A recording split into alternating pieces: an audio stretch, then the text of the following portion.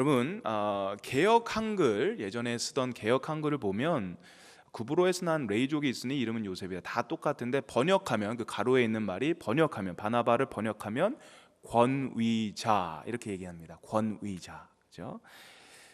그의 본래 이름이 요셉인데 바나바는 사도들이 그에게 붙여준 별명입니다. 근데 그 바나바를 권위자라고 이렇게 번역을 했습니다. 그래서 좀 헷갈렸어요. 여러분, 권위자 하면 어떤 생각이 먼저 드세요? 영어로는 authority를 먼저 생각하게 되겠죠. 권위, 요새는 이 권위에 대해서 굉장히 안 좋게 생각하는 분들이 참 많이 있습니다. 권위주의, 이런 생각을 하지 않아요? 그런 단어와 연관이 돼서 그런지 권위라는 그 단어 자체를 굉장히 별로 좋아하지 않아요, 요새 세대들이. 그런데 여기서 나오는 그 권위, 그 단어 권위가 그 단어가 아니더라고요. 그 authority라는 단어가 아니고, 그 authority라는 단어 한자로 권세, 권, 위엄, 위를 씁니다. 저는 한자를 잘 몰라요. 그런데 제가 찾아봤어요. 근데 이 성경에서 나오는 권위는 권할 권, 위로할 위. 어떻게 쓰는지 저한테 물어보지 마세요. 잘 몰라요. 어떻게 쓰는지 몰라요. 근데 찾아봤더니 그렇게 됐어요. 그러니까 이 권위자, 우리가 생각하는 authority가 아닌 encouragement, 그죠? 위로하는 사람, 격려하는 사람의 그런 말입니다. 제대로 오늘 번역이 된 그 트랜슬레이션 우리가 보고 있는 거죠. 우리를 격려하고 위로하는 그런 사람이다라는 그 뜻입니다. 여러분, 바나바가요, 레이집하고 구브로에서 태어난 사람이다 이렇게 얘기합니다. 그 고향에 대해서 나오고 그 출신 지파가 나와요. 이 두 가지 사실만으로 그가 어떤 사람인지 우리는 추측할 수가 있어요. 먼저 그가 레이지파라고 그랬죠. 여러분, 레이지파가 어떤 사람들입니까? 구약에서 굉장히 특별한 사람 아닙니까? 제사장이 이 레이지파에서 나왔잖아요.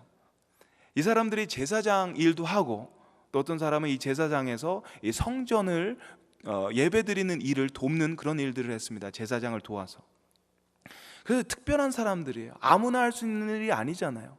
특별히 이 레이지파 사람들만 이 일을 감당했다라는 것입니다. 특별한 사람들입니다. 그래서 이 사람들은 성전에 있어야 되는 사람들이에요. 성전 가까이 살아야 되는 것입니다. 성전이 여러분 어디에 있었어요? 예루살렘에 있었잖아요. 그럼 당연히 레이지파인 이 사람이, 요셉이 어디 있어야 되는 거예요? 성전 가까이인 예루살렘에 있어야 되는 거잖아요. 근데 그 가족이 어디에 있습니까? 이 사람이 어디서 태어났어요? 구브로에서 태어났어요. 구브로는 어디죠? 키프로스 섬, 이 섬이에요. 사이프러스라고 하는 이 섬인데, 이스라엘 앞바다에 있는 지중해에 있는 섬입니다. 좀 뭔가 이상하잖아요. 이 사람은 어떤 사람이냐? 나중에 보니까 이 사람은 밭을 소유하고 있다고 그래요. 근데 우리 아무런 생각 없이 그냥 그렇구나 이렇게 생각을 하는데, 그것도 율법에 어긋난 일이었어요. 하나님께서는요, 레이지파 사람들한테 유업을 주시지 않으셨어요. 이 사람들에겐 특별한 일을 맡겼죠. 예배를 맡겼죠. 그래서 이 사람들이 예배에 초점을 맞추고 여기에다가 모든 그 신경을 쓰도록 다른 일을 시키지 않으셨어요. 그래서 옛날에 보면 다른 지파 사람들이 바친 헌물, 예물을 가지고 거기서 나오는 거 가지고 레위 사람들이 썼다라는 거예요. 11조가 거기서 나오는 거거든요.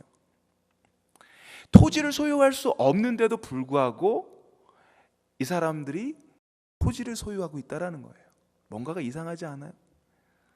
원칙을 어기고 땅을 소유하고 있었다라는 것입니다. 성경은 자세히 이 사람에 대해서 이야기하지 않지만, 이 요셉은 레위인으로서 어떤 제대로 된 삶을 살지 않았다. 옛날 구약의 법으로 말한다면 이 사람은 제대로 레위인으로서의 삶을 살지 않았다, 이렇게 분명히 얘기할 수 있습니다. 성전을 지키고 하나님께 제사를 드리는 일을 해야 할 사람이 그 위치를 떠나서 다른 지파 사람들처럼 토지를 사고 다른 곳에서 살고 있었다는 것은 뭔가 굉장히 잘못된 일이라고 할 수 있죠. 이것은 마치 목사가 목회 안 하고 다른 일 하는 거랑 똑같은 거예요. 요셉의 가문이 언제부터 구브로에서 살았는지, 왜 그 섬나라로 건너갔는지에 대해서 우리는 알 수 없지만 구약의 율법의 관점으로 보면 굉장히 잘못된 삶을 살 수 있다고 할 수가 있는 것입니다. 어쨌든 그는 레위인이었고, 하지만 제사장도 아니고 성전에서 일했던 사람도 아니고 그냥 평범하게 세상에서 살던 그런 사람이었어요. 그런데 그가 예수님의 복음을 듣고 교회의 일원이 됩니다. 그리고 나중에 사도행전 읽어보면 굉장히 중요한 역할을 하게 되죠. 바나바는 초대교회에 있어서 정말 베드로와 사도 바울만큼 중요한 그런 사람이었어요. 사실 바나바가 없었더라면 바울이 거기서 사역을 하지도 못했을 거라는, 그렇게 얘기할 만큼 이 바나바의 역할이 굉장히 중요했습니다. 여러분 다 아시는 내용이지만, 바울이 예전에 예수님을 만나기 전에, 그 다메섹 도상에서 예수님을 만나기 전에 했던 일이 뭐죠? 예수 그리스도 믿는 사람들을 잡아다 핍박하고 그 사람들을 못살게 굽고 감옥에 끌어가는 그런 역할을 감당했었습니다. 아주 못되게 우리 그리스도인들을 핍박했던 사람입니다. 그래서 예수님을 만나고 자기가 예수님의 제자가 됐다고 분명히 사람들한테 얘기하고 호소하고 했지만 아무도 그 얘기를 믿지 않았습니다. 사도행전 9장 26절 27절을 제가 잠깐 읽겠습니다. 사울이 예루살렘에 가서 제자들을 사귀고자 하나 다 두려워하여 그의 제자됨을 믿지 아니하니 바나바가 데리고 사도들에게 가서 그가 길에서 어떻게 주를 본 것과 주께서 그에게 말씀하신 일과 담메색에서 그가 어떻게 예수의 이름으로 담대히 말하던 것을 말하니라. 바나바가 다른 제자들이 아무도 그를 믿어주지 않고 그에게 의심을 가지고 그를 거부했을 때, 바나바가 그를 대변해서 이 사람이 정말 예수 그리스도를 만났고 예수님에게 제자가 됐으니까 우리 이제 같이 일을 할 수 있다, 이렇게 얘기한 사람이에요. 바나바가 그의 편에 서서 그를 도와준 것이기 때문에, 바나바가 그의 편에 서서 그를 리더자로 세워졌기 때문에 바울이 나중에 그런 일들을 할 수 있었던 거죠. 그러니까 이 초대교회에서, 그리고 우리 크리스천 이 히스토리 속에서 이 바나바의 역할은 정말 굉장히 큰 역할이라고 할 수가 있습니다. 그렇다면 어떻게 이렇게 구브로에서 평범하게 그렇게 살던 그리고 요셉이, 이 바나바가 이 초대교회 사람들 안에서, 그 많은 사람들 속에서 중요한 리더가 되었나? 그 질문을 우리가 던질 수가 있죠. 사도행전은요, 간단하게 이렇게 얘기해요. 그가 리더가 되고 많은 사람들에게 영향력을 미치고 정말 하나님, 정말 사도회 같은 역할을 할 수 있었던 것은 그의 삶이 격려의 삶이었다라는 것입니다. 위로의 삶이었다라는 것이에요. 격려의 삶, 위로의 삶, 그런 삶을 살았기 때문에 그가 그 초대교회 안에서 그렇게 수많은 사람들이 있는데 그 안에서 리더의 자리로서 영향력, 좋은 영향력, 선한 영향력을 끼칠 수 있었다고 얘기합니다. 그가 살았던 격려의 삶, 위로의 삶으로 인해서 사람들은 그를 요셉보다 바나바, 위로자, 격려자의 아들이라고 불렀고, 그는 그 많은 사람들 속에서 정말 리더로서 설 수 있었다라는 것입니다. 그렇다면 왜 바나바는 그런 헌신을 할 수 있었을까요? 왜 그렇게 헌신하고 사람들에게 위로하고 격려하는 삶을 살 수 있었을까요? 먼저 우리 오순절 마가 다락방 사건을 우리 잠깐 기억했으면 좋겠어요. 오순절 마가 다락방에 임하신 성령님으로 인해 많은 변화들이 있습니다. 그때 그 일로 인해서 교회 공동체가 시작이 되죠. 베드로가 설교를 하면 하루에 3,000명, 또 하루는 5,000명씩 회개하고 주님께 돌아와서 세례를 받는 엄청난 부흥의 역사가 일어났습니다. 엄청난 일들이죠. 지금 교회 처치, 지금 2만, 5만이 되는 사람들이 교회로 물려온 거예요. 엄청난 부흥의 역사가 일어났어요. 근데 거기에는 문제가 하나 있었습니다. 그 중에 대부분의 사람들, 정말 많은 사람들이요, 가난했다라는 것이에요. 많은 사람들이 로마의 핍박 속에 있었기 때문에 가난할 수밖에 없었어요. 특별히 거기는 고아와 과부, 아픈 자들, 그런 사람들이 많이 있었어요. 이런 사람들은 그때 정말 빈곤층의 사람들이었습니다. 정말 스스로 자기 자신을 survive 하기가 어려웠던 사람들이에요. 근데 이런 사람들이 많이 교회에 있는데 이 초대교회 안에서 어떻게 해야 되는지 이 사람들 고민했을 것이에요. 기도했을 것입니다. 그리고 이 사람들이 가졌던 답이 무엇이었을 것 같아요? 이 사람들을 우리가 먹여야 된다라는 답을 이 사람들이 했었어요. 베풀어야 된다라는 것이에요. 이렇게 많은 사람들이 있는데, 이렇게 많은 사람이 굶고 있는데 이 교회 공동체에서 무엇을 우리가 해야 될 것인가? 답은 베풀어야 된다라는 것이에요. 이 사람들 먹여야 된다라는 것입니다. 쫓아내지 않았어요. 함께 품고 나갔다라는 것입니다. 여러분, 초대교회 사람들이요, 성경만 읽지 않았어요. 기도만 하지 않았습니다. 가난한 사람들에게 베풀었다라는 거예요. 이 사람들 구제에 굉장히 큰 힘을 썼다라는 것입니다. 많은 사람들이 왔지만 다른 사람들 모두 이퀄하게, 정말 균등하게 그 사람들을 베풀었다라는 것이에요. 그게 초대교회의 그런 영성이었어요. 초대교회의 모습이었어요. 그레이드가 없었어요. A, B, C, 특별한 어떤 그런 대우가 없었습니다. 모든 사람들이 아주 평등하게 대우를 받고 살았다라는 것입니다. 그 사람들을 먹였어요. 베풀었어요. 근데 재밌는 것은 하나님께서 그렇게 많은 사람들, 얼마나 많은 사람들이 모였겠어요? 얼마나 많은 사람들이 왔었겠어요? 굶주리고 배고프고 이런 많은 사람들이 있는데도 불구하고 하나님께서는요, 그들에게 광야 시대처럼 만나와 메추라기의 기적을 베풀지 않았었어요. 예수님처럼 오병이어의 기적을 베풀지 않았었어요. 하나님께서는 또 다른 기적을 베푸십니다. 어떤 기적입니까? 사람들을 통해서 기적을 베푸셨어요. 사람들이 이 아픈 사람들, 가난한 사람들, 못 먹는 사람들을 위해서 지갑을 열고 자기들의 뱅크 어카운트를 열고 자기들의 토지를 팔고 하는 역사들이 이 속에 일어났다라는 것입니다. 이것이요, 놀라운 기적이에요. 여러분, 유대인들이 얼마나 독한 사람이에요.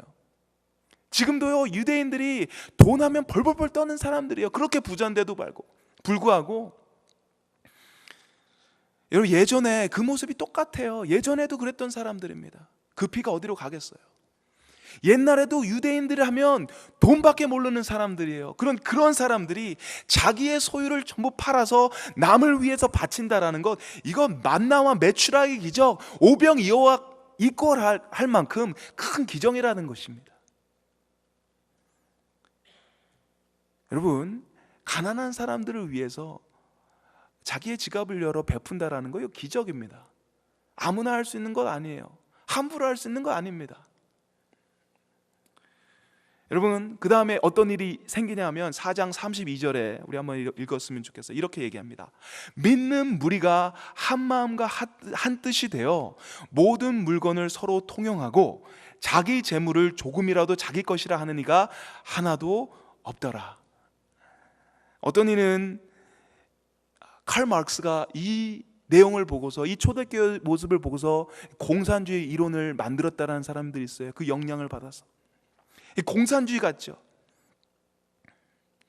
많은 사람들이 한 마음과 한 뜻이 되어 모든 물건을 다 나눴다라는 거예요. 자기 재물을 조금이라도 자기 것이라고 생각하지 않았다라는 겁니다. 이게 말이 됩니까, 여러분? 많은 사람들이 자기의 소유를 팔았어요. 근데 이것이 자발적으로 한 거예요. 누가 시켜서 한 것이 아닙니다. 자발적으로 팔아서 사람들을 먹이고 챙기고 했다라는 것입니다. 여러분, 우리 북한의 공산주의를 기억합니다. 소련과 중국, 쿠바, 이 모든 공산주의 역사를 우리가 기억하지 않습니까? 얼마나 많은 피가 흘려졌어요. 그 이념을 통해 이 이념을 이루기 위해서 얼마나 많은 사람들이 희생되어야 했었습니까? 강제로 뺏어다가 주고, 강제로 죽이고 말이죠. 뺏고, 이런 일들이 많이 일어났습니다. 하지만 이 초대 교회 공동체는 그러지 않았어요.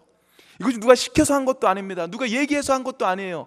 자기 스스로 자발적으로 사람들이 굶고, 사람들이 배고프고, 사람들이 가난한 것을 보고서 마음이 아프고, 그것을 위해서 자기들의 모든 것을 바쳤다라는 겁니다. 자발적으로요. 근데 이들도 돈이 필요하지 않았을까요? 돈이 쓸 곳이 없었을까요? 그들에게도 가족이 있었고, 그들에게도 누리고 싶은 마음들이 있었을 것입니다. 그런데도 불구하고 그들은 그 일을 했다라는 것이에요. 그들이 자기보다 다른 사람들의 need, 다른 사람들의 필요를 받기 때문에 가능했다라는 것이에요. 자기보다 다른 사람들을 더 낫게 여기는 마음이 있었기 때문에 그것이 가능했다라는 것입니다. 34절에 보면 교회에는요, 가난한 사람이 없었다라는 이야기를 합니다. 가난한 사람들이 없었대요. 그 많은 사람들이 있었는데도 다 주고 베풀고 사람들이 나누고, 이런 모습 속에서 그 안에서 균등하게 사람들이 누리는 거예요. 가난한 사람들이 없는 거예요. 근데 여기서 보는 것은 많은 사람들이 그 일을 했는데도 불구하고 거기서 이름 하나 나옵니다. 바나바. 요셉 바나바가 나오는 거예요. 그 많은 사람들이 바나바 혼자 한 것이 아닌데도 불구하고 사도행전은 바나바의 이름을 거론을 하게 됩니다. 이유가 뭘까요? 그가 그 안에서도 본이 되었다라는 것이겠죠. 그 안에서도 특별한 사람이었다라는 것이겠죠. 아마 그 안에서도 더욱 열심히, 더 헌신적으로, 더욱더 그들을 위해서 정말 한두 번 하고 마는 것이 아니라 지속적으로 끝까지 같은 마음을 가지고 그들을 섬기는 그런 모습이 아마 바나바에게 있지 않았을까, 그런 생각을 하게 됩니다. 여러분, 우리가 공동체 아닙니까? 이 공동체잖아요. 우리가 하나, 공동, 우리가 같이 하는 거예요. 같이 우리가 신앙생활을 하고, 우리 같이 여기서 이제 하나님 믿고 예배하고, 우리 같이 하는 어떤 신앙 공동체예요. 우리가 가족이란 말입니다. 공동체가. 우리가 주님 안에서 형제고 자매라는 얘기입니다. 근데 이런 공동체 안에서요, 사실 누가 아픈지, 누가 뭐가 필요한지, 누가 힘들어하는지 잘 모를 때가 참 많이 있어요. 우리 공동체에 하나님께서 보내주셨는데도 불구하고 우리는 남을 위해서 이렇게 생각하는 그런 마음들이 없을 때가 참 많이 있습니다. 이해를 못하고 그들의 아픔에 대해서 이해하려는 그런 마음조차 없을 때가 참 많이 있어요. 바나바와 같은 위로의 사람, 격려의 사람이 우리 시대에, 또 우리 교회에 정말 필요하다는 생각을 많이 갖게 됩니다. 여러분 주변에 혹시 이런 별명을 갖고 있는 사람이 여러분 있으시나요? 바나바. 이 사람을 볼 때 격려가 되는 거예요. 이 사람을 볼 때 위로가 되는 거예요. 이 사람을 볼 때 뭔가 굉장히 힘이 나는 거예요. encourage가 되는 거예요. 여러분 혹시 그런 사람들이 있으세요? 아니면 여러분 이 사람만 보면 막 기운이 빠져요. 이 사람만 보면 막 화가 납니다. 이 사람만 보면 그냥 뭔지 모르게 스트레스가 막 쌓여요. 여러분 우리가 격려자가 필요합니다. 위로자가 필요합니다. 이런 별명을 가진 사람들이 우리 교회에 많이 있었으면 좋겠어요. 우리 별명이 있지 않습니까? 여러분 어렸을 때 별명이 분명히 있었을 거라고 생각해요. 어렸을 때 뭐 생긴 거 가지고 별명을 많이 지었죠. 눈이 크면 뭐 크다고 짓고, 작으면 작다고 짓고, 마르면 마르다고 또 뭐라고 짓고, 좀 뚱뚱하면 뚱뚱하다고 또 짓고, 이름을 가지고 또 별명을 짓는 그런 애들도 있죠. 그렇죠? 근데 별명은요, 재밌고 좀 우습고 사람을 좀 디그레이드하는 그런 게 있습니다. 별명이 여러 가지가 있지만 그 별명 속에서 참 멋있는 별명 중에 하나가 이런 별명 같아요. 품격 있는 별명. 이런 별명, 멋있는 별명, 바나와 같은 그런 별명들이 우리 교회 안에 많이 일어났으면 하는 그런 바람을 갖습니다. 사실 우리가 살면서 격려하는 것보다 격려받는 그런 마음이 있을 때가 참 많이 있습니다. 우리가 위로하는 것보다 위로 받으려는 그런 모습들이 참 많이 있어요. 우리 안에서 이런 모습들이 조금씩 생겨났으면 좋겠어요. 어떻게 생기냐? 나보다 남을 먼저 생각하고 남의 필요를 나의 필요보다 더 생각할 때 가능하다고 생각합니다. 여러분 혹시 바나바와 같은 그런 사역을 하시는 분들이 있으실 겁니다. 바나바와 같은 모습으로 여러분 섬기시는 분들이 있으실 거예요. 간혹 가다가 여러분 그런 분들을 만나요. 막 섬기는 건 하시는데 자기 자신은 섬김을 받음이 없어요. 위로받는 사람들이 없어요. 근데 그 사람들 끝까지 해요. 끝까지 멋있게 섬기세요. 끝까지 사랑하세요. 끝까지 교회를 위해서 헌신하세요. 그런 분들 어떻게 바나바의 모습이 될 수 있었을까? 어떻게 그 사람들이 끝까지 섬길 수 있었을까? 바로 이거예요. 하나님의 위로를 받는 사람들이라더라고요. 하나님의 사랑을 받고 하나님의 은혜를 계속 받는 사람들, 위로부터 오는 그 위로를 받는 사람들은 끝까지 지속적으로 사람들을 섬기고 사람들을 사랑하고 정말 바나바처럼의 그런 역할을 할 수 있더라고요. 여러분 혹시 여러분 안에 나는 정말 섬기는데 나는 아무것도 없다, 나는 들어오는 게 없다, 난 누구도 알아주지 않는다 라고 생각하신다면 여러분 바나바를 기억하시고 여러분 바나바에게 힘주셨던 그 하나님을 여러분 기억하시길 바랍니다. 여러분 어쩌면 여러분에게 사람들이 위로가 되지 않을 수가 있습니다. 사람들에게 여러분에게 어떤 도움을 주지 않을 수도 있어요. 여러분의 격려가 되지 않을 수가 있습니다. 근데 실망하지 않으시기 바라요. 여러분이 바로 바나바라고 생각해요. 여러분이 바로 격려자고 위로자기 때문에 그렇다는 생각 여러분 하셨으면 합니다. 여러분 하나님의 위로를 이 시간 여러분 받기 바랍니다. 하나님의 격려를 여러분 삶 속에 받길 바라요. 잠깐 우리 기도했으면 좋겠습니다.